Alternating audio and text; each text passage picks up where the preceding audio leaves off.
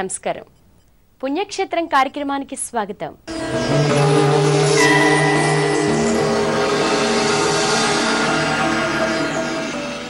భగవంతుడి చెంతకు భక్తులు రాకపోతే ఆ దేవుడు ఏం చేస్తాడు? తానే స్వయంగా భక్తుల వద్దకు వస్తాడు. నేనుండగా చింతలేలా అంటూ అభయమిస్తాడు. అంతటి సర్వాంతర్యామి వెలిసిన స్వయంభూ క్షేత్రమే చిల్కూరు. ప్రదక్షిణలు చేస్తే చాలు కోరిన కోరికలు తీర్చే చిల్కూరు బాలాజీ పుణ్యక్షేత్రాన్ని ఈనాటి కార్యక్రమంలో దర్శించుకుందాం.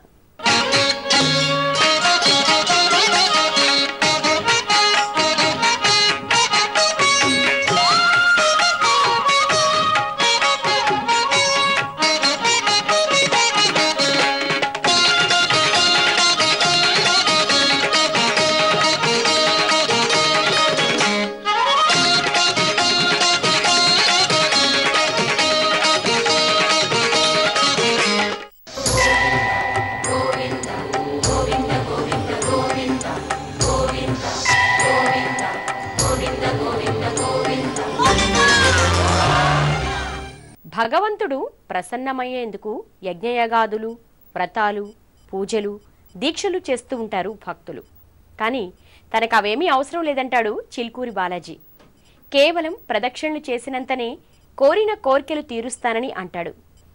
హైదరాబాదుకు అత్యంత సమీపంలో రంగారెడ్డి జిల్లాలో ఉన్న చిల్కూరులో భగవంతుడు వెలిసిన తీరును చూస్తే ఈ బాలాజీ ఎంతటి భక్త సులభుడో అవగతమవుతుంది.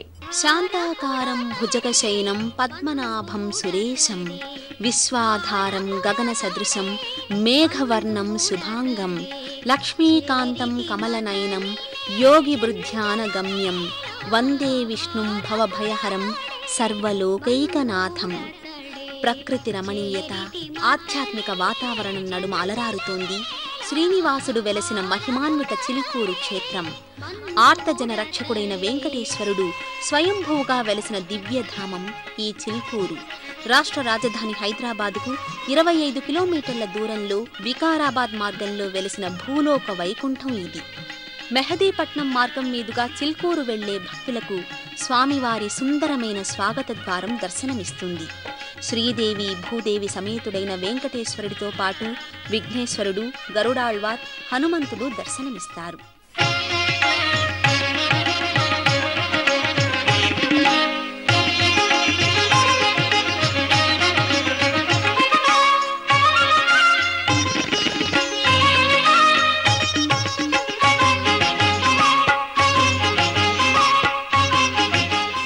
స్థితికారకుడైన శ్రీనివాసుడు తన భక్తులు ఎక్కడ ఉన్నా రక్షిస్తాడు. అందుకే ధర్మ పరిరక్షకుడయ్యాడు. ఆ నారాయణుడు వెలసిన క్షేత్రమే ఈ చిల్కూరు. ప్రతినిత్యం స్వామిని నమ్మి వచ్చే భక్తులతో కళకళలాడే ఈ క్షేత్రంలో ఎటు చూసినా ఆధ్యాత్మిక వాతావరణం కనిపిస్తుంది.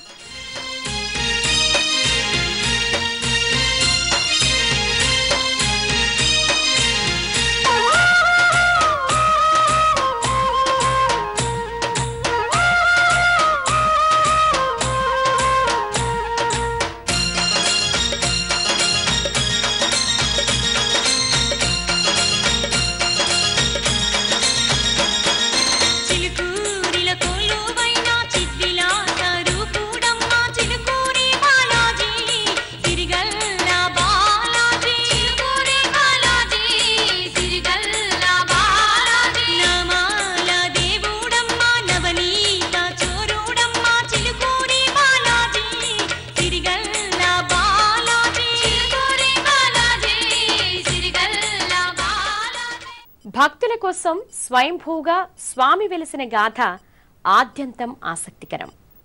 కోరి వచ్చిన వారికి కొంగు బంగారంగా నిలిచే బాలాజీ ఓ భక్తుణ్ణి కటాక్షించేందుకు ఇక్కడ వెలిశాడంటే ఆశ్చర్యం కలుగుతుంది. ఆ దివ్య గాథ ఏమిటో ఓసారి తెలుసుకుందాం.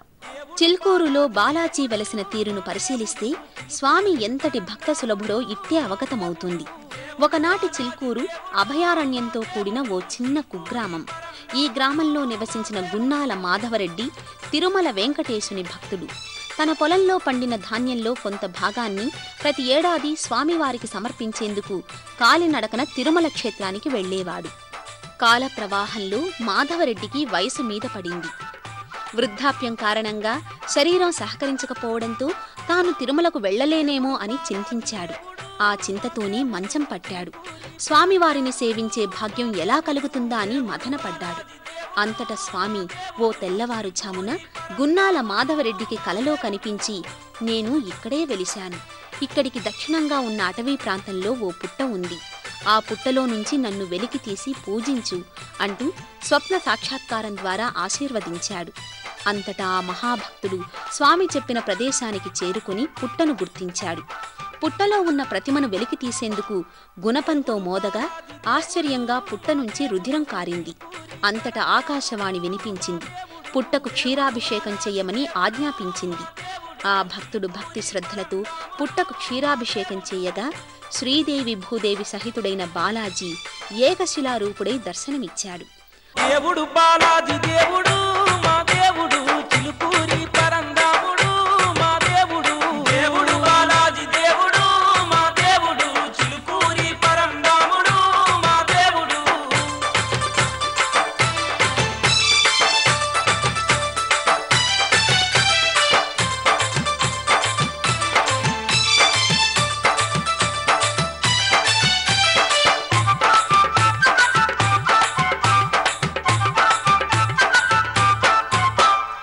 అలా 5 శతాబ్దాల క్రితం వెలసిన స్వామివారు ఇప్పటికీ భక్తజన పరిరక్షణార్థం చిల్కూరులో పూజలందుకుంటున్నాడు. గున్నాల మాధవరెడ్డిని కటాక్షించేందుకు వెలసిన అనంతరం లోకరక్షకుడిగా నీరాజనాలందుకుంటున్నాడు. సహృదయంతో ఇక్కడికి నమ్మి వచ్చిన వారు ఎన్నటికీ నిరాశ చెందరని ప్రతీతి. అందుకే ఇంతింతై వటుడింతై అన్న విధంగా చిల్కూరు క్షేత్రం కూడా ప్రతినిత్యం వేలాది మంది భక్తులను ఆకర్షిస్తోంది. చిల్కూరులో కొలువై ఉన్న బాలాజీ స్వయంభువు. అద్భుతమైన రూపంతో శ్రీదేవి భూదేవి సమేతుడిగా స్వామి దర్శనమిస్తాడు. ఒకే శిలపై స్వామి అమ్మవార్లు కొలువై ఉండడం చాలా అరుదు. అటువంటి దర్శన భాగ్యాన్ని ఇక్కడ పొందొచ్చు. ఎంతోమంది ఆళ్వారులు, రాజులు, పుణ్యపురుషులు చిల్కూరు బాలాజీని సేవించి తరించారు. స్వామివారి ఆలయం చిన్నదే అయినా మహిమలు మాత్రం అపారం. ఇక్కడ 11 ప్రదక్షిణలు చేస్తే చాలు స్వామివారు కోరిన కోరికను తప్పకుండా తీరుస్తారట. హైదరాబాదులోని మెహదీపట్నం ప్రాంతం నుంచి చిల్కూరు క్షేత్రానికి ప్రతినిత్యం బస్సులు పయనిస్తుంటాయి. ప్రకృతి అందాలతో ఆకట్టుకునే చిల్కూరు రోడ్డు మార్గంలో ప్రశాంత వాతావరణం భక్తులను ఆహ్లాదపరుస్తుంది. చిల్కూరులో ఆలయ ప్రాంగణంలోకి అడుగుపెట్టిన భక్తులకు ముందుగా గాలిగోపురం దర్శనమిస్తుంది. శ్రీ మహావిష్ణువు అవతారాలకు సంబంధించిన శిల్పాలతో పాటు చిల్కూరు క్షేత్ర ఆవిర్భావానికి కారణమైన భక్తుడి ప్రతిమ కూడా గోపురంపై దర్శనమిస్తుంది. అపురూపమైన శిల్ప సౌందర్యంతో ఈ గాలిగోపురం భక్తులను ఎంతగానో ఆకట్టుకుంటుంది.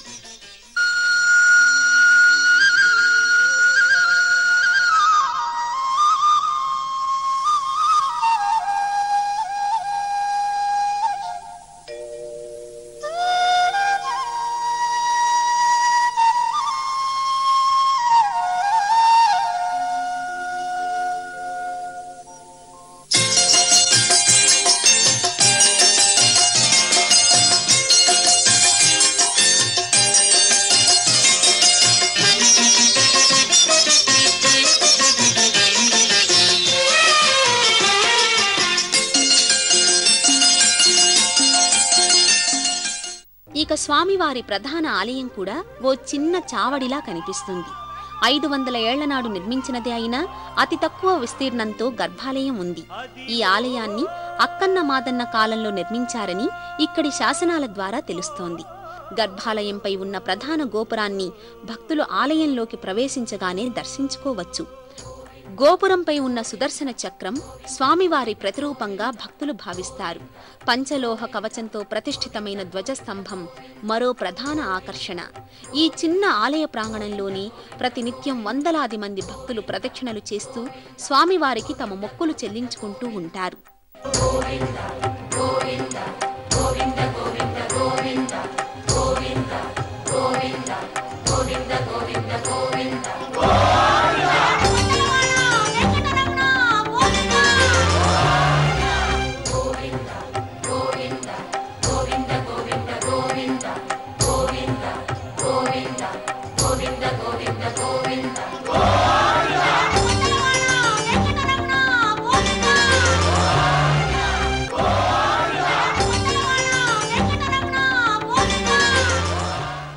చిల్కూరు బాలాజీ ఆలయంలో ఎవరైనా 11 ప్రదక్షిణలు చేస్తే వారు కోరిన కోరిక తప్పకుండా నెరవేరుతుందని ఇక్కడి విశ్వాసం. అలా మనోభిష్టం నెరవేరిన భక్తులు అనంతరం అష్టోత్తర ప్రదక్షిణలు అంటే 108 ప్రదక్షిణలు చేయాల్సి ఉంటుందని ఇక్కడి నమ్మకం. అందుకే సుదూర ప్రాంతాల నుంచి ఎంతో మంది భక్తులు చిల్కూరు బాలాజీ ఆలయానికి వచ్చి ప్రదక్షిణలు చేసి తమ మనోభిష్టాలను స్వామివారికి తెలియచేస్తుంటారు. ప్రత్యేకించి విదేశాలకు వెళ్లాలనుకునేవారు ఇక్కడ ప్రదక్షిణలు చేస్తే వారికి వీసా తప్పక లభిస్తుందనే ప్రగాఢ విశ్వాసం చిల్కూరులో ఉంది. అందుకే ఈ వెంకటేశ్వరుణ్ణి వీసా బాలాజీ అని కూడా భక్తులు పిలుచుకుంటారు. స్వామివారిని దర్శించుకోవడానికి ముందుగా ఇదే ఆలయంలో కొలువై ఉన్న సుందరేశ్వర స్వామి దర్శనం చేసుకుందాం. శ్రీనివాసుడు ఇక్కడ బాలాజీగా వెలయడానికి పూర్వం నుంచి సుందరేశ్వరుడు ఇక్కడ పూజలు అందుకుంటున్నాడు. స్వామివారి ఆలయ ప్రాంగణంలోనే ఈ పరమశివుని మందిరం భక్తులకు దర్శనమిస్తుంది. చిల్కూరులో ప్రధాన దైవం బాలాజీయే అయినప్పటికీ ఈ క్షేత్రంలో పరమేశ్వరుడు కూడా పూజలందుకుంటున్నాడు. స్వామివారు స్వయంభూగా అవతరించడానికి ముందు నుంచే సుందరేశ్వరుడు ఇక్కడ వెలిశాడు. బాలాజీ ఆలయానికి పక్కనే సుందరేశ్వరుని దివ్యధామం కొలువై ఉంది.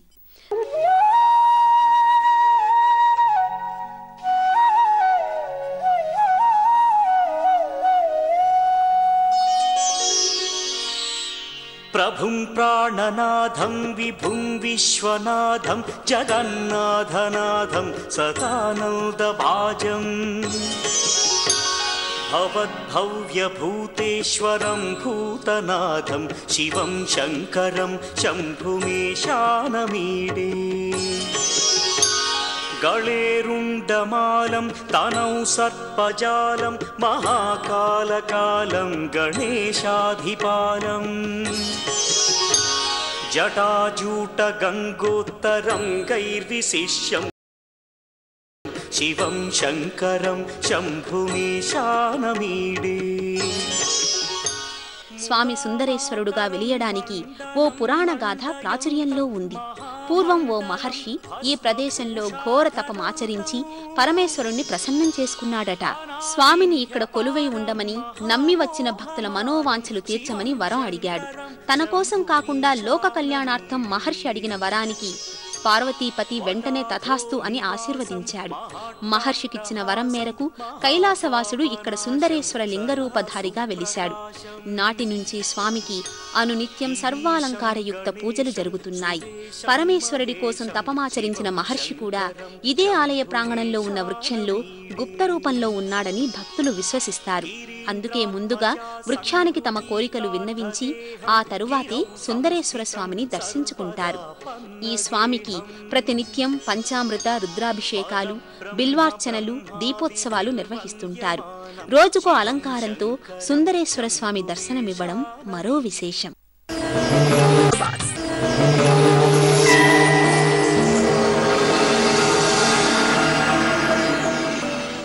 చిల్కూరు క్షేత్రంలో కొలువై ఉన్న స్వామికి ఎన్నో ప్రత్యేకతలున్నాయి. ఈ స్వామి దర్శనానికి ఎంతటి ప్రముఖులొచ్చినా స్వామివారి ముందు అందరూ సమానమే. కుల మత వర్ణ భేదాలకు అతీతంగా బాలాజీని దర్శించుకోవచ్చు. స్వామివారి గర్భాలయంలోనే రాజ్యలక్ష్మి అమ్మవారు కూడా దర్శనమిస్తూ ఉంటారు.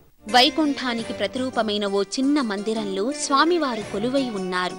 గర్భాలయ ప్రధాన ద్వారం వరకే భక్తులను అనుమతిస్తారు.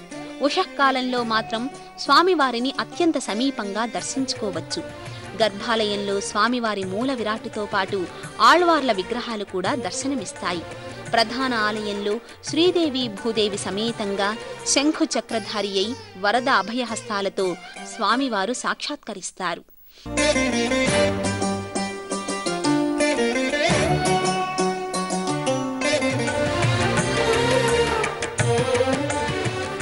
కృతేతు నరసింహభూత్ త్రేతాయాం రఘునందన ద్వాపరే వాసుదేవశ్చ కలౌ వెంకటనాయక అంటూ స్వామివారిని తనివితీరా దర్శించుకుని భక్తులు దివ్యానుభూతికి లోనవుతారు. అయితే గర్భాలయంలోనే రాజ్యలక్ష్మి అమ్మవారు కూడా కొలువై ఉంటుంది. కానీ ఈ అమ్మవారి దర్శన భాగ్యం కేవలం ఉషఃకాలంలోనే లభిస్తుంది. 3 చేతుల్లోనూ కమలాలు ధరించి అభయహస్తంతో భక్తులను కరుణిస్తున్నట్టుగా ఉండే ఈ అమ్మవారు భక్తుల పాలిట కొంగు బంగారం.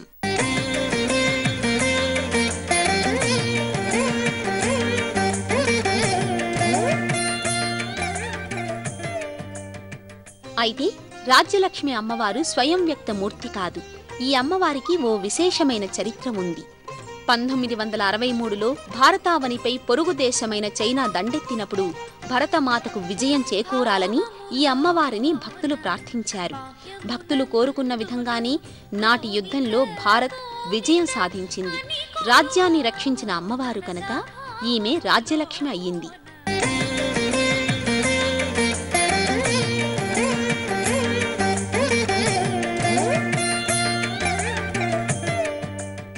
చిల్కూరులో ఉన్న ఆచార సంప్రదాయాలు అత్యంత ఆసక్తికరంగా ఉంటాయి. ప్రపంచంలో మరే ఆలయంలోనూ లేని విధంగా ఇక్కడ హుండీలుండవు, కానుకలు స్వీకరించరు. ఈ స్వామికి ప్రదక్షిణలే ముడుపులు, నారికేళాలే కానుకలు. భగవంతుడు ఇచ్చేవాడే కాని తీసుకునేవాడు కాడని చెప్పడం ఈ ఆలయ సాంప్రదాయాల ప్రధాన ఉద్దేశం. వెంకటేశ్వరుడికి వడ్డీ కాసులవాడు అని పేరు. కాని చిల్కూరులో మాత్రం అదే వెంకటేశ్వరుడు పైసా తీసుకోడు. చిల్కూరు ప్రధాన ఆలయంలో హుండీ అనేది మచ్చుకకు కూడా కనిపించదు. అందుకే ఆలయం గురించి పూర్తిగా తెలియని భక్తులు హుండీ ఎక్కడా అని వెతుక్కుంటారు. ఇక్కడ కానుకలు కూడా స్వీకరించరు. భగవంతుడికి డబ్బు వారధిగా నిలవకూడదనే ఉద్దేశంతోనే ఇక్కడ అలాంటి వ్యవహారాలు ఏర్పాటు చేయలేదంటారు ప్రధాన అర్చకులు సౌందరరాజన్. ఈ విగ్రహానికి తిరుపతి వెంకటేశ్వర స్వామి విగ్రహానికి తేడా ఏంటంటే, ఆయనకు శ్రీదేవి భూదేవి ఇద్దరు వక్షస్థలంలో ఉంటారు, వీరికి సైడ్లో ఉంటారు. ఆయనకు 2 చేతులు, ఈయనకు 4 చేతులు. ఈ విగ్రహాన్ని చూసే ప్రతాపరుద్రుడు వరంగల్కి ఏకశిలా నగరం అని పేరు పెట్టినాడని ఈ క్షేత్ర మహాత్మ్యం. అంటే భారతదేశంలో ఎక్కడ కూడా వెంకటేశ్వర స్వామి విగ్రహంలో ఒకటే శిలలో శ్రీదేవి భూదేవి ఇద్దరు సైడ్లో ఉండేటటువంటి ఇక్కడే. అంతేకాదు, ఇటీవలే ఈ క్షేత్రంలో ప్లాస్టిక్ కవర్ల వాడకాన్ని కూడా పూర్తిగా నిషేధించారు. కొబ్బరికాయలను కూడా కాగితపు సంచుల్లోనే విక్రయిస్తూ పర్యావరణ పరిరక్షణలోనూ ఆదర్శంగా నిలుస్తోంది ఈ దేవస్థానం. ఆధ్యాత్మిక పరంగానే కాక సామాజిక పరంగానూ భక్తుల్లో అవగాహన కలిగిస్తున్నారు. చిల్కూరుకు వచ్చిన భక్తులు సైతం ఇక్కడి సంప్రదాయాలను చూసి ఆశ్చర్యానికి గురవుతుంటారు. భగవంతుడి ముందు కళ్ళు తెరిచే ప్రార్థించాలనే నిబంధన కూడా చిల్కూరులో ఉంది. సుదూర ప్రాంతాల నుంచి వచ్చిన భక్తులు స్వామి చెంతకు చేరగానే కళ్ళు మూసుకోవడం ద్వారా ప్రయోజనం ఉండదని, అదే భగవంతుణ్ణి నేత్రపర్వంగా దర్శిస్తే ఫలితం ఉంటుందనేది ఈ ఆలయ సంప్రదాయంలోని అంతరార్థం. నిత్య కళ్యాణమూర్తి, ఉత్సవ ప్రియుడు శ్రీనివాసుడు. అందుకే చిల్కూరు బాలాజీకి సైతం ప్రతి ఏడాది ఉత్సవాలు అత్యంత వైభవోపేతంగా జరుగుతూ ఉంటాయి. స్వామివారికి ఏటా నిర్వహించే రథోత్సవాన్ని వీక్షించేందుకు సుదూర ప్రాంతాల నుంచి భక్తులు తరలివస్తూ ఉంటారు. బాలాజీ ఉత్సవ వైభవాన్ని వీక్షించాల్సిందే కానీ మాటల్లో వర్ణించటం అసాధ్యం. ఉత్సవ ప్రియుడైన శ్రీ వెంకటేశ్వరుడి ఆలయంలో కూడా ప్రతినిత్యం ఉత్సవ వాతావరణం కనిపిస్తుంది. స్వామివారి మూల విరాట్టుకు ప్రతి శుక్రవారం విశేష అభిషేకం నిర్వహిస్తారు. ఈ వేడుకను తిలకించేందుకు భక్తులు పెద్ద ఎత్తున తరలివస్తారు. చైత్రశుద్ధ దశమి మొదలుకొని 10 రోజుల పాటు ప్రతి ఏటా అంగరంగ వైభవంగా వార్షిక బ్రహ్మోత్సవాలు ఇక్కడ నేత్రపర్వంగా సాగుతాయి.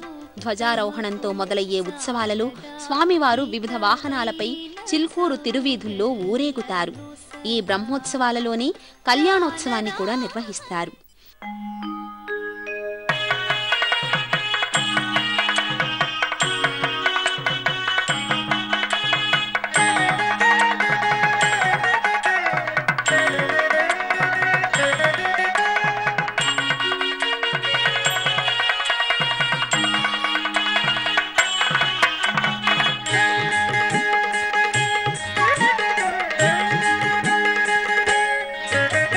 లక్ష్మీ కళ్యాణము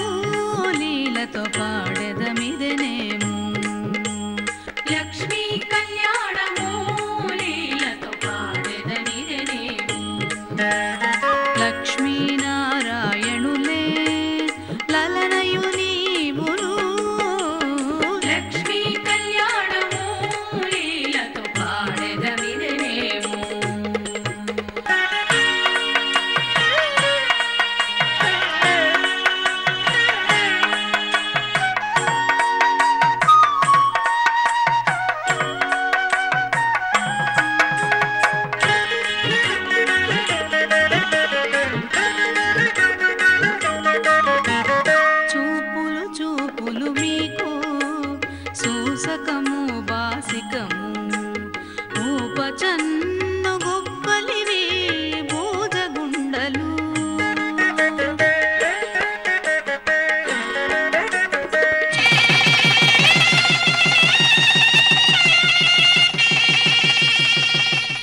తీపుల మోవితేనెలు తీరని మధుపర్కములు. తీపుల మోవితేనెలు తీరని మధుపర్కములు. దాపుగా పెండ్లి ఆడరయ్యా తగుదగు మీకును. లక్ష్మీ కళ్యాణము లీలతో పాడెదమిదెనేము. లక్ష్మీనారాయణులే లలనయు నీవును. లక్ష్మీ కళ్యాణము లీలతో పాడెదమిదెనేము. పాడెదమిదెనేము. సాయం సంధ్య వేళ తిరువీధుల్లో శ్రీదేవి భూదేవి సమేతంగా స్వామివారు మహారథంలో ఊరేగే దృశ్యం అత్యంత నేత్రానందాన్ని కలిగిస్తుంది. వీధుల వీధుల విభుడేగినిదే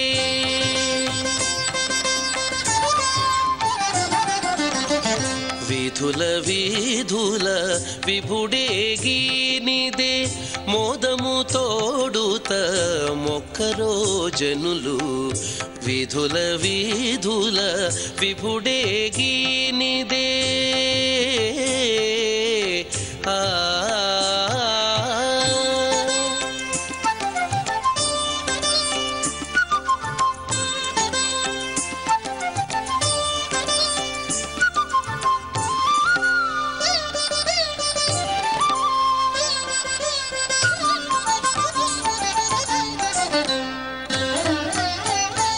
గరుడ ధ్వజమదే కనకరథం బదే అరదముపై హరి అలవాడే. ఇరుదెసలనున్నారు ఇందిరయు భూవియు.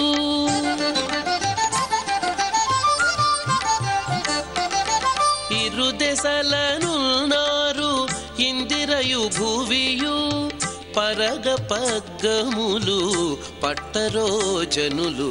వీధుల వీధుల విభుడేగినిదే మోదము తోడుత మొక్కరో జనులు. వీధుల వీధుల విభుడేగి ఆ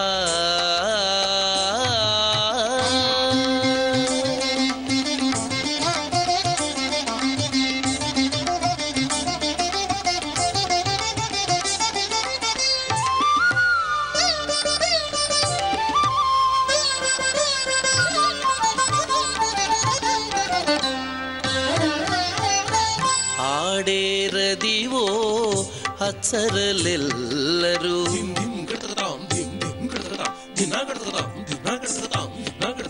ఆడేరదివో అచ్చరలెల్లరు పాడేరు గంధర్వ పతులెల్లా.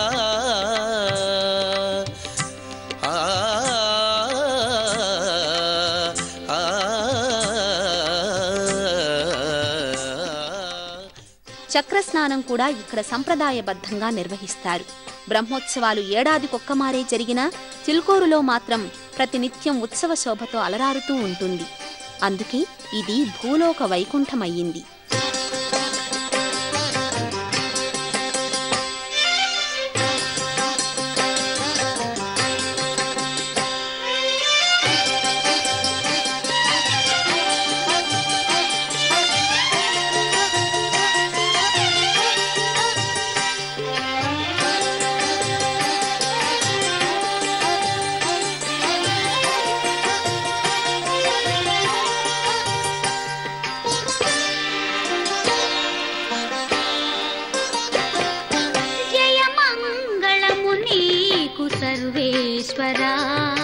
జయ మంగళము నీకు సర్వేశ్వరా.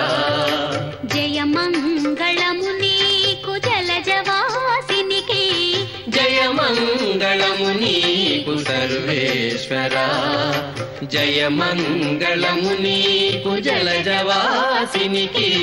జయ మంగళము నీకు సర్వేశ్వరా. ఆ చిల్కూరు బాలాజీ ఆలయంలో తెల్లవారుజాము 5 గంటల నుంచే భక్తులను దర్శనానికి అనుమతిస్తారు. చిన్న చిన్న విరామాలు మినహా రాత్రి 7 గంటల వరకు దర్శనాలు చేసుకోవచ్చు. తెల్లవారుజామున రాజ్యలక్ష్మి అమ్మవారి దర్శనం ఇక్కడి ప్రత్యేకం. హైదరాబాద్కు కేవలం 25 కిలోమీటర్ల దూరంలో ఉన్న ఈ క్షేత్రానికి మెహదీపట్నం నుంచి ఆర్టీసీ బస్సులు నిత్యం తిరుగుతుంటాయి. చిలుకూరులో బస చేయడానికి లాడ్జీలు వంటివి లేవు. కొన్ని కుల సంఘాల ఆధ్వర్యంలో అన్నదాన సత్రాలు ఉన్నాయి. హైదరాబాద్ సమీపంలోనే ఉన్నందున వసతి సౌకర్యాల గురించి ఇబ్బంది పడనక్కర్లేదు. ప్రతి ఏడాది చైత్రశుద్ధ దశమి మొదలు 10 రోజుల పాటు బ్రహ్మోత్సవాలు ఘనంగా నిర్వహిస్తారు. ప్రతి శుక్రవారం స్వామివారి మూల విరాట్టుకు జరిగే అభిషేక సేవ కూడా ప్రత్యేకతను సంతరించుకుంది. ఇక్కడ ప్రత్యేకమైన ఆర్జిత సేవలు ఏవీ లేకపోవటం మరో విశేషం. ఇది చిల్కూరు పుణ్యక్షేత్ర వైభవం. మీ మనోభీష్టాలను కూడా ఆ బాలాజీ తీరుస్తాడని ఆశిస్తూ తిరిగి రేపు మరో పుణ్యక్షేత్ర కార్యక్రమంలో మళ్ళీ కలుసుకుందాం. అంతవరకు సెలవు. నమస్కారం.